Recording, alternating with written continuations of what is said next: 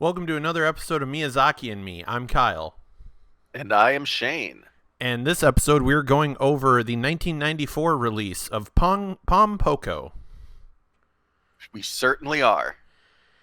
directed by Iso Takahata, produced by Suzuki, and yeah, our usual kind of our crew moving forward for Studio Ghibli as we know of. It was originally planned by the original planning was done by Miyazaki. So the it's an interesting film, that's for sure. This film shows you why Miyazaki generally does these kinds of movies, and Takahata does the more grounded films. Yes, I would say that for sure. Uh, yeah, I will be forthright on this. I did not like this movie. I won't say that I dislike this movie. I think that there's a lot of things that they do in this movie that causes a disconnect. Um, but I didn't hate it. I found it enjoyable at certain parts. I actually thought it might even be something that could like really tug at the heartstrings, but the narrator aspect of it actually weirdly enough takes that away, because it gives you a you're disconnected from the film as a whole as an outside observer. Yep, and yeah, that's really the best words for it is disconnected is how kind of I felt during this movie.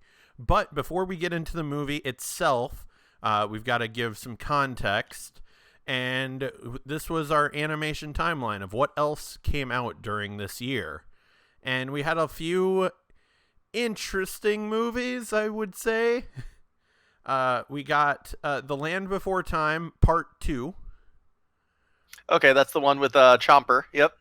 Yep. Another straight to video film. That was The Return of Jafar Okay, I enjoyed that one. with no Robin Williams. Uh, the biggest thing to come out in 1994, though, of course, was The Lion King. Never heard of it. And a movie I know you enjoy a lot that did have a lot of animation in it, and that was The Page Master. Page Master. I do enjoy the Page Master. Yeah. Uh, what was it? Danny DeVito and Whoopi Goldberg are the two main books in that. I believe so, yes. It's been a really long Yeah, time since I've seen it. yeah, it's so good. And then on the television side, okay, good. I didn't need to sneeze. On the television side, we had the start of Gargoyles, The Tick, and Spider-Man. So I loved Gargoyles and Spider-Man as animated series. The Tick I didn't come to appreciate until it became a very short-lived live action series. Yes, both times. Both times. Yep. A little bit longer lived the second time, Yeah. but yeah. But yeah, we so let's get into Pom Poko itself. This is a movie about some raccoons. Tanuki. Tanuki. They're Yeah. technically Tanuki because they're not called raccoons in Japan. They're called Tanuki, which are very similar. They look exactly like raccoons, but they're not necessarily the same creature. But they call them raccoons in the English In the translation in the of this. English dub. Okay. And then so we have I will refer to them as raccoons because that's what I have in all of my notes. Um, That's fine. I just and thought that's like one of the very few fun facts I have for you about this movie. yeah, it Uh, like you said, it felt a little disjointed, and part of that was like I was actually looking into it and looking at the cast and seeing like, okay, was the narration added for the English translation? And it's like, nope, the narration was there for both of them. So yeah, while watching this movie, about 2/3 of the way through, once it got to that giant parade thing, I went, I don't know how to better describe this. If this is like Don Bluth trying to do a Studio Ghibli film, or Studio Ghibli trying to do a Don Bluth film, because it really came off that way to me as as like they're trying to do this different like Studio Ghibli is trying to do this different type of animation of animated movie than anything that they've done before or after this, really. Yeah. um it's like I honestly don't dislike the movie. I thought it, but I also found ways to have fun throughout it, because I mean, right away in the movie, like in the English dub, the narrator is Maurice LaMarche, um, and I didn't look up any characters. I just went, oh, who is this? Who's this voice? Why do I know this voice? And then, as of right now, Animaniacs is just coming back out again, and I'm like, oh, it's the brain. Yep. And then later on, I hear Jonathan Taylor Thomas talk, and I'm just like, oh man, JT, why is Simba? My first mind went, why is Simba here? Like it's. So it was fun recognizing the voices. J.K. Simmons popping up later on in the film, Brian Posehn popping up, which was a big Yeah. surprise for me. Yeah. Like I was really intrigued by Brian Posehn, and it was like, wait, what? His was the. So, like, this movie came out in 1994, but the English dub didn't come out until about 2005. Mm-hmm. And so I'm really curious. I was not able to find when this English dub was recorded, because it feels like it would make sense if it was in 1994 with everyone but Brian Posehn. He's the one who it's like, okay, was he really, relevant enough? But then again, he's a comedian, so you never know.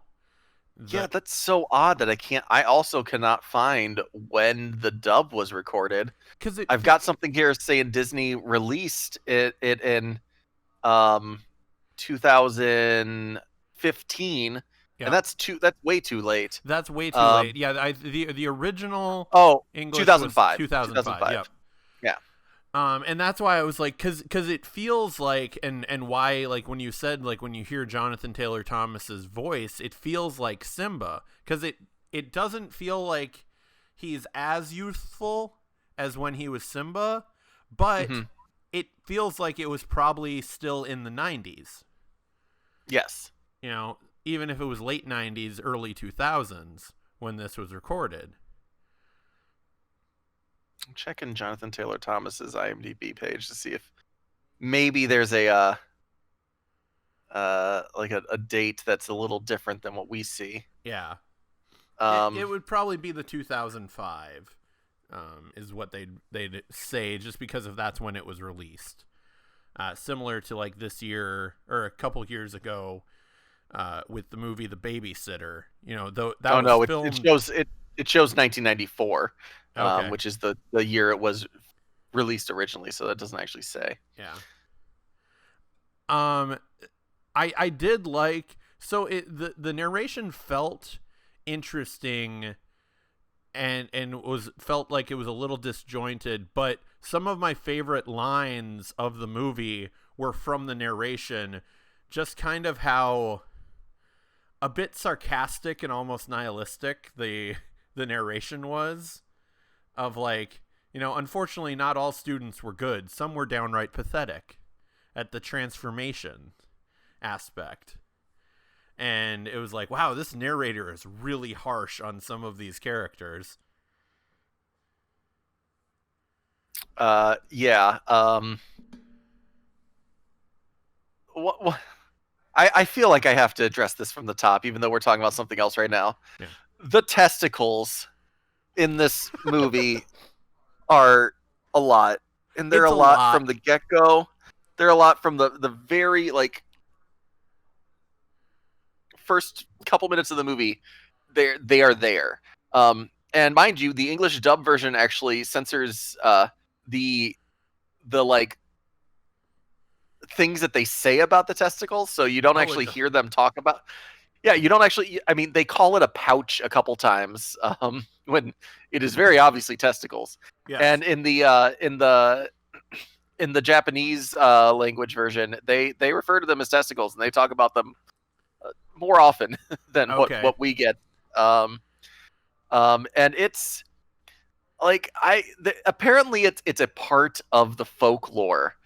Uh, like the actual transforming the testicles into things is a part is folklore for Tanuki. But boy oh boy, right away I'm just like, that's a lot of balls and they're Yeah. everywhere. And then later on, even though they all have like these little, all the characters have like these little saggy boobs, they do the women's in a way that make me uncomfortable.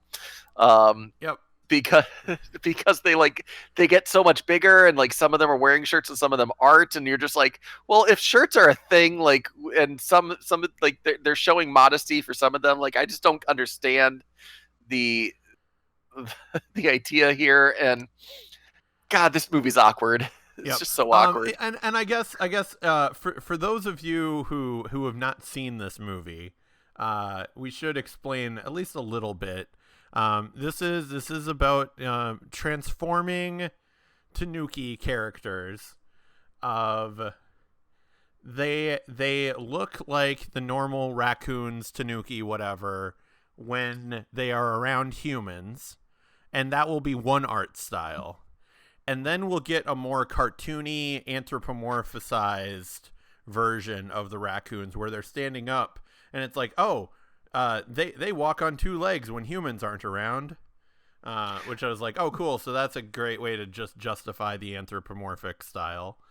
But there's also two versions of them in that style. One, like, uh, I would say like a little more crudely drawn, like it's like an unfinished version of Yep. that same kind of anthropomorphic version of them, but it's not fully um, like the full design version. I don't know. It's very weird. It's like that they don't have like full shapes. They're a little more cartoony. Yeah, and I think I saw in the notes and some of the trivia stuff about that, that was supposed to be like that style was supposed to be when they're kind of overfilled with joy and like they're just kind of bouncing around.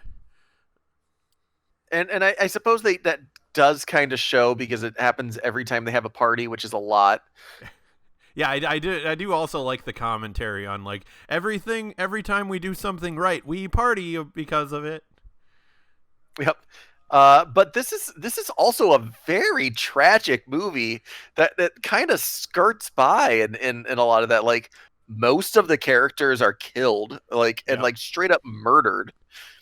They also murder some people early on in the movie. Like there's a lot of death. There's a lot of things that are like that should affect you while watching it, Yeah. that they just don't do a good job of portraying or having you connect well enough because of the nature documentary narration kind of feel that they add to it. Yeah, it feels, yeah, like we've been saying, it just feels so disjointed is the Hmm. big problem. I do like the little thing of the rise of fast acting energy drinks was because of the amount of energy was required for them to transform. Yes. You know, which was like little things like that were fun. And then like the first year as they start to transform, that they basically say, all right, no mating, we're not going to do anything. So all the women basically need to fight off all the men for the whole year, for all of the spring. Yep. And I like the line where they're like, and oddly, they were pretty good at it. Yeah. It was just like, okay, that's a funny little throw in. Yeah.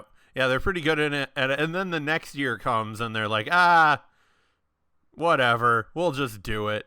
Yep. We'll just give in to our instincts and do this. So, but I do like, in speaking of the women, it was interesting that going back to the transformation of the sacks and the pouches, the women started getting better at transforming.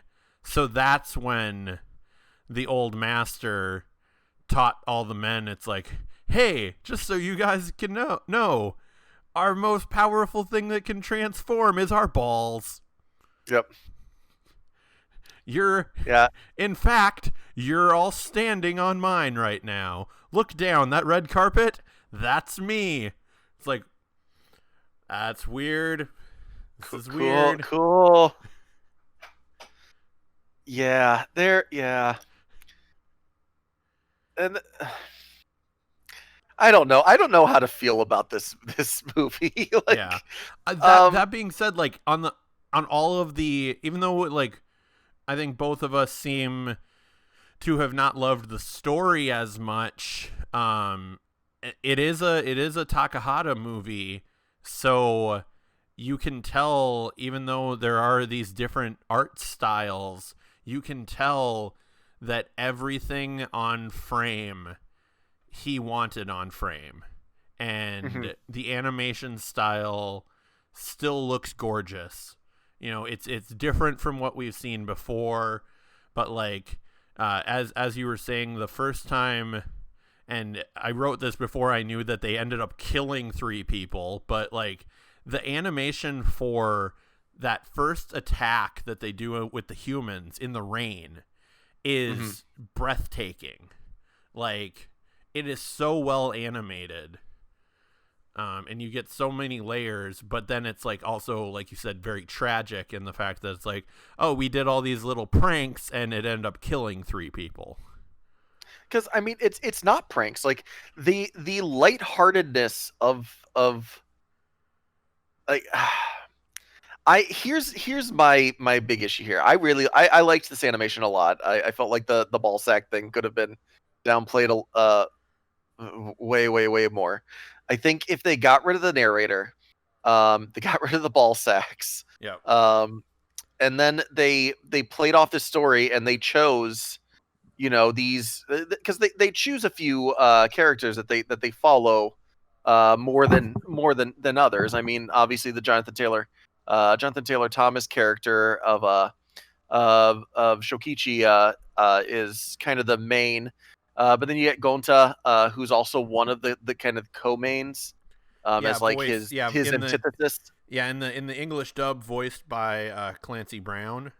Yep, which I recognized Clancy Brown right away when I was listening. I was just like, oh, okay. Um, and you can follow these guys and do like a kind of a protagonist antagonist thing, but on the side of like everybody is going for the same greater good idea of it. You can keep the lightheartedness to a point, but then when things actually start to go bad, you've got to show it. Like, you've got to show it with like there are people getting murdered left, like the Tanukis are getting murdered left and right near the Yeah. end, and really they're not showing it. They're pretty much like, oh, that happens, like that's whatever. Yeah, Um, yeah, you see the aftermath at one point of like all of their bodies just being dumped into this pile, which mhm. yeah, was a very like sad and tragic moment. It's a jarring image, but it's completely downplayed by the way the other Tanukis react and by the narration. Like, there's this could have been a really good, really well done story, uh, with just some small changes. Yeah.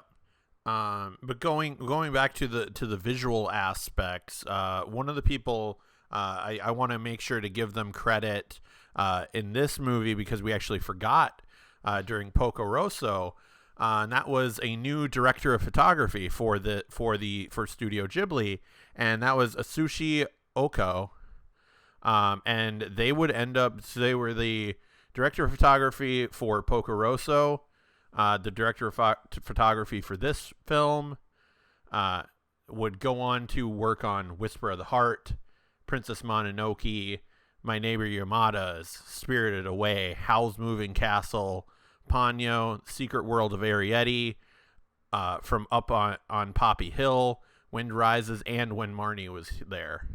So they end up being So a couple of movies. so they end up being a big factor in the look of Studio Ghibli moving forward. Yeah, that's just a few of the big ones. Just one or two or three or And four or just five or just six or seven or all eight. of them. Yeah. Yeah. But yeah, just And I did also. So one of the things in speaking of the animation, like that scene when they go downtown and are trying to do the get all the like the evil spirits and make everybody think that the town is haunted, but the people just think it's a parade. Yep. Was so interestingly animated. Like there were just so many things just thrown at you. And I like the little dialogue scene of the two guys just talking at that bar, and you just see all this craziness going on behind them. Yep. Yeah, there's a lot of really cool, and this is the one spot where they really throw some Easter eggs in too. Yeah, I was gonna point those out. Like I like the fact that we see as things are flying out from the woods that we see literally Pocorosso's plane and and Totoro and even Kiki like shows up just randomly. And also young Taiko from Only Yesterday is oh really? I didn't know flying that about one. the wings. The wing skeleton. It's she's just right. Just right above it. It's just Okay. like oh, that's a weird. It's a weird little throw in. Yeah, I didn't. That one I didn't catch. So yeah, I like that one. That's cool. And I like the commentary as well of like, quick. They said after their haunting and that the local amusement park was the one that took credit for it. Yep. And then they robbed them for of $1 million. Yeah. No big deal, no consequences, like you said. They just rob these people and just nothing. And then of course, because they got robbed by a bunch of spirits and raccoons, the police are like, well, we don't believe you. We're not going to investigate this. Yep. Yeah, it surprises me, and it might just be a difference of culture and them having these stories of Tanuki in Japan and everything. But it surprises me how big this movie was in Japan. Like it made a lot of money. It was the #1 film that year in Japan. Yeah, it was like 4.4 billion yen. Yeah. Which converts to about, I think 300 or like 150 million. Let me do the conversion here quick. It was also chosen as the Japanese submission for the Academy Awards for foreign language. Yeah, which is really weird. I mean, mind you, this is before they were doing animated films, I believe. 94. Yeah, they didn't start that until 96. They did not start that until 2005. 2005. Wow. Yeah. So I was off by only 9 years. Like the first winner was like Shrek. But yeah, it's probably a cultural difference here, and why this was so huge for them, and just destined to not be for us here. Yeah, so it ended up making just in Japan about 38 million, about 40 probably. So yeah, so I don't know. It's hard for me to really say a lot about this, just because I get the idea behind the movie, and yeah, and in the one thing that we can say though is Takahata knows what he's doing and knows how to kind of pull on your heartstrings just a little bit, because this is one thing I noticed in that death scene, when all the Tanuki get killed as they're going after the anti-environmentalists. As they get killed, you pan up into the sky, and unsurprisingly, because it's a Takahata movie, the fireflies start coming out. And it's like, Yep. You evil man. Yeah, he knows what he's doing. He'll find the ways to bring it back to you, to Yeah, hit you where it hurts. really where it hurts. And then yeah, also it was interesting. Just like I said, the commentary on this film of after the attack and the parade.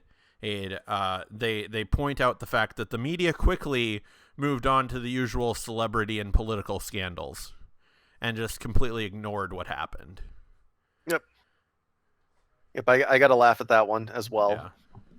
And then they also like I was interested though of like by the end I realized that this is definitely an environmentalist approach to a filmmaking, but they also have a lot of criticisms of environmentalists as well. Yeah, I mean they the message changes a bit at different points of like how far uh, they want to go with it, because it gets to the point where they go. I believe it's once the Tanuki end up back end up as humans at the end, where they say something like, "Oh, it's not, it's not the fault of the people that are trying to expand. It's and this and that. Yeah. They pull it back and they say that it's this was probably going to happen anyway, but you do need to look out for your wildlife, and make sure that you're taking care of and conserving something, Yeah. and it doesn't. Yeah. Yeah, as they were saying, it's like the expansion was inevitable, but now they had people use the approach of like, well, we've got to keep some land for parks and recreation and stuff like that, and not just building, building, building, building. Yeah, and I don't know. I just ever I'm rewatching. As I've said before, I turn it on in the background and kind of watch as it goes. And animation wise, like it does look really good. Like it's smooth. The transformations themselves are really cool to see. Yep. Um, but the substance just isn't there. It's also it's based off a manga that was probably very popular in Japan, is my guess. That Yeah. we Well, obviously well, have they, that they disconnect said here. the style was based off the manga, like the story itself wasn't. Oh, okay, okay. So the Yeah. style, okay, Yeah. Um, but yeah, it's a weird because of the documentary feel of this film. Like it feels like it just jumps around a lot, and it feels like more of a series of vignettes than a full movie, which I think is why we keep saying like the disconnected and disjointed nature of the hmm presentation. and they also they introduce characters, and then those characters are gone within minutes, Yeah. even though they're in the background somewhere, and you just never really see or hear from them again. And they set up certain character. They set up the Jonathan Taylor Thomas character to be kind of the main character. I even think that they kind of insinuate that he is the narrator. Yeah, But yeah, I think so. They insinuate that he's the narrator as he grows up. Yeah. yeah, which throws me off, and I'm just like, oh, so it's a How I Met Your Mother situation where he, this fully grown adult grows into a different fully grown adult. Yeah. Okay, but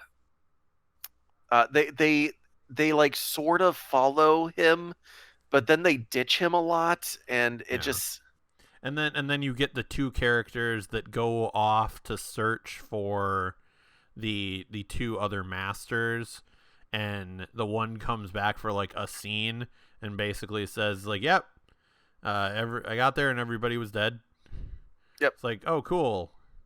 You couldn't have come back earlier, like 20 minutes ago, then, instead of as we're ramping up the movie." And, Um, and also the weird aspect of the one master and the guy, the Tanuki that had married his daughter. And he straight up, he's like, "You don't want to go back to be with my daughter, right? You want to go back for the right reasons." And I'm like, "Are you serious right now? Like, the right reason isn't to be with your daughter, who Yeah, he's married to and have who children?" you have, yeah, who you're married to and have children with? Really? Uh, yeah, But it's an interesting approach for the movie for sure. There were a couple characters that I really liked that stood out. The old master that was like nearly 1,000 years old was mhm. fun.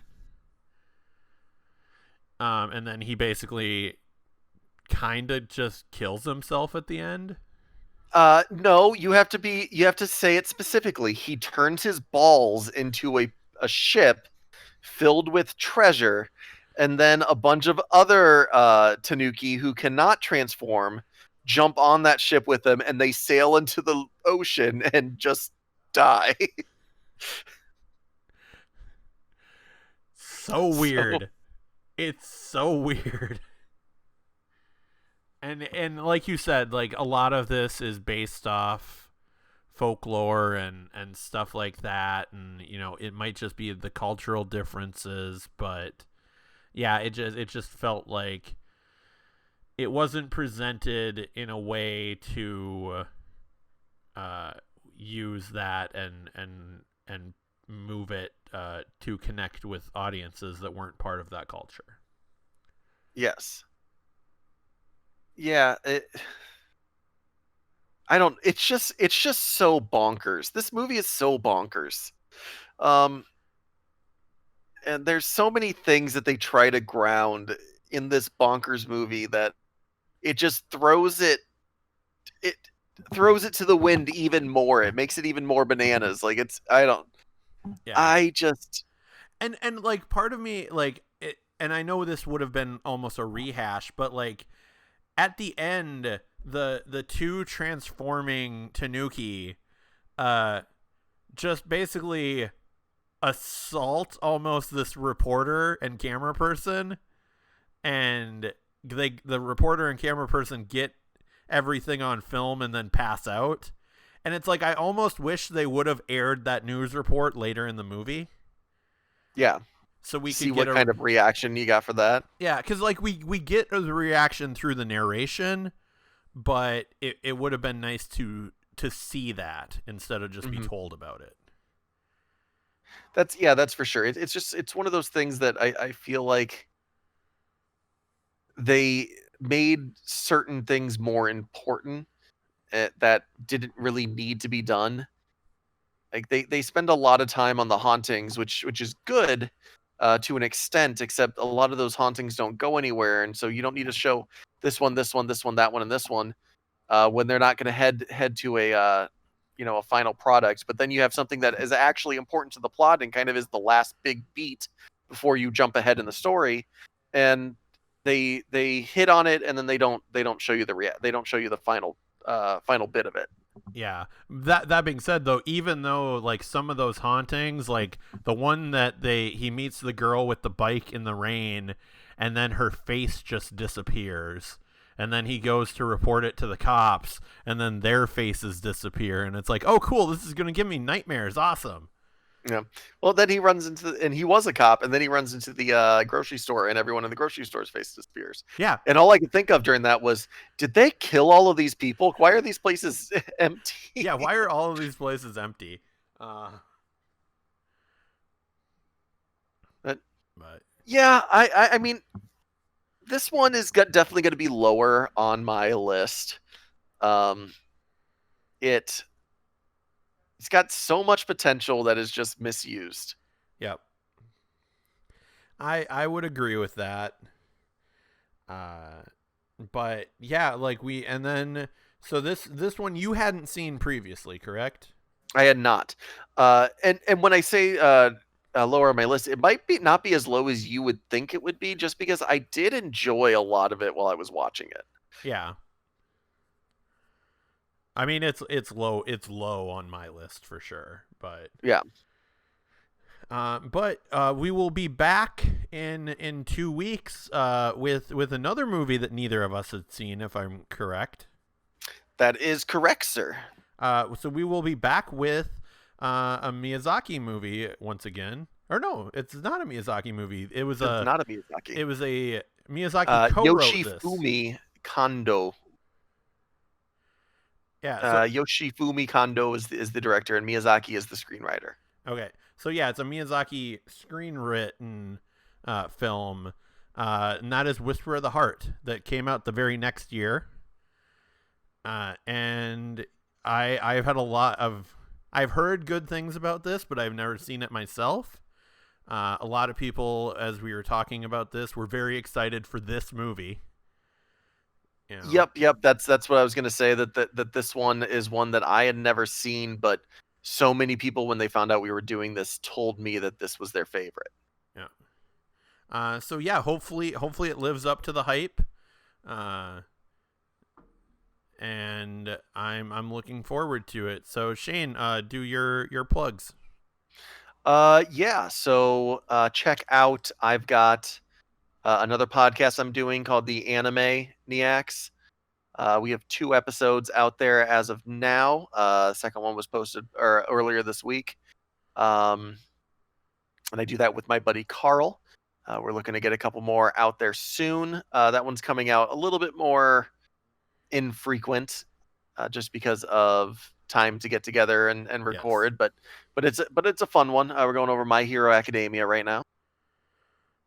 Yep. And then you can follow me at Knocked Out Films and follow the YouTube, which is where this podcast is, and also on all of your Apple Podcasts, Stitcher, Google Play, all that stuff. And yeah, follow me at Knocked Out Films.